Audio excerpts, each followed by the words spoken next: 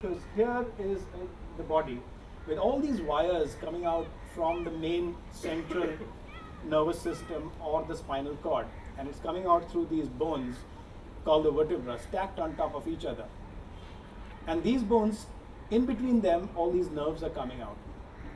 So imagine a building which has been wired completely, then suddenly the building decides to walk. And you can imagine all those wires, those hundreds and millions of wires, actually being able to function all the while when you're bending, stretching, doing all kinds of strange things, and still your hands and legs continue to work. We don't even realize what's happening to us until the day it stops. And that's when you realize how important it is. So it's something about health, You don't realize the value of health until you lose it. And then suddenly you want to get well immediately. And none of these signing on the plaster helps. Let's say the valves in our system, in our body. We have the thing that we keep laughing about, the anus. And for me, I think it's a thing of absolute beauty, because which other valve, sphincter, have you got that man has manufactured, which can let out solids, which still hold on to the liquids, hold on to the gases, and it's able to let go when the time is right? It's a laughing matter, but believe me, it's amazing. Which sphincter, which valve are you going to be able to construct out of rubber, which is going to be able to do everything that I've just described? Either the water will leak or the gas will leak. Here is gas, liquid, solid, all being controlled by one sphincter. Okay, maybe you don't see beauty in it. But if I was an architect, I would give you that as a project. Just design one valve. And then you would start believing in God.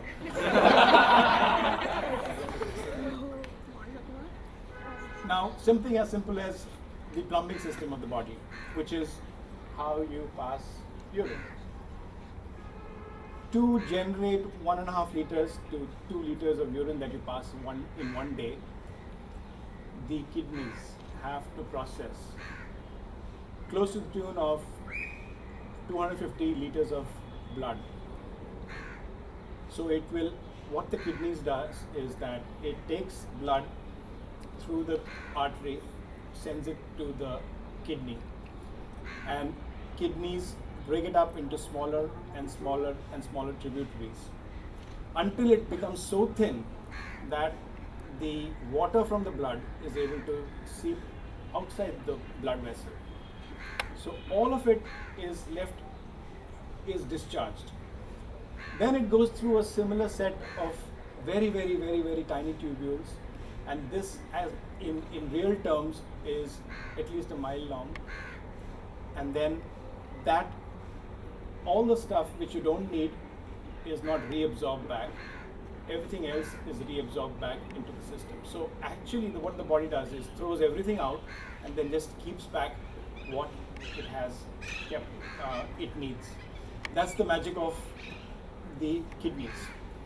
It has produced all this urine which has fallen into the ureter. Then there is a ureter which brings it down on both sides. Again, we have got two kidneys, so one kidney packs up, the other kidney normally takes over wonderfully. Often one kidney dies and most human beings don't even know about it. That's why you're able to donate a kidney without affecting the body. It drops into the urinary bladder. The urinary bladder slowly is collecting urine while you're sitting and listening to me. But it's not distracting you. It's not distracting you. It's filling up, but it's not distracting you. And at that magic moment, just when it's right, the signal goes to the brain, and the brain says, oh, my blood is filling up, but the time is not right. This lecture is never going to end, looks like. And it says, hold on. It sends it back to the holder. And it holds on, and it doesn't trouble you for a while again, if you realize. Strangely enough, manufacturer has made the reproductive system right next to the urinary system. Now, we haven't figured that out, and it's caused a lot of problems, frankly speaking. It is a humbling experience to have the reproductive system with the you know, with all the excretory systems. But there's a bit of a mix-up often, and you know, too many things are happening around there. But again, reproduction is again one of those fascinating things where I can say that there is the smallest cell in the body, the sperm, and the biggest cell in the body, which is the ovum. So the small guy, the men are the small guys, meets this very, very big egg, and it fertilizes. And then, wow, 9 months later, there's a baby. And the magical thing about the birthing process is that this baby seems to take this long, tortuous journey through the birth canal and making all these multiple movements and finally coming out into the world. And at that magic moment, suddenly the blood circulation to the child, which is coming from the mother through the placenta, at that magic moment, it switches. And it switches off and it switches on. And the child is born. And we still haven't figured out how that happens. But there are so many processes happening during that time, and it seems to get it right every time. Every time it gets it right, and it is definitely the most fascinating thing that happens. How it happens, we haven't figured out. But very seldom does it get stuck, and does it, you know, all these things don't work as well. The first breath doesn't come on time. But if you see the number of times it actually works, it's pretty amazing how a machine can be that efficient that it seems to get it right every time.